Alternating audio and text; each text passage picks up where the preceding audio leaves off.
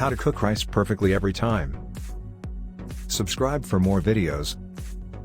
When I first started cooking rice, I always seemed to be in a hurry. That is a sure sign that it will not be good. Rice cannot be hurried.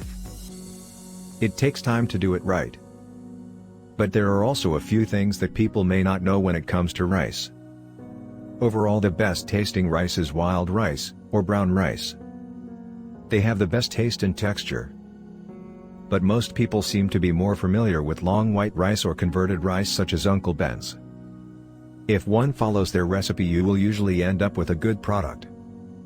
However, more and more people are realizing that commercially altered food loses its food value. Therefore, it is nice to know how to cook raw unaltered foods such as white rice. The simplest of methods is to place an equal amount of water and rice in a crock pot. Simply turn it on low or medium and let it cook for an hour without lifting the lid. Knowing how hot your crock pot gets is important, but 1 to 1.5 hours should be enough.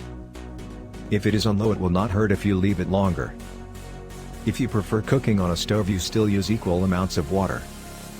One method is to boil the water first, either in the pot or in a kettle. Pour the water into the pot, add equal amount of rice, stir, cook on lowest available heat for about 20 to 30 minutes.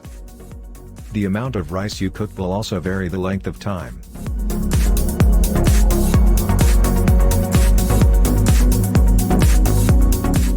It is usually best to wash white rice to get the excess starch off before placing into your cookware.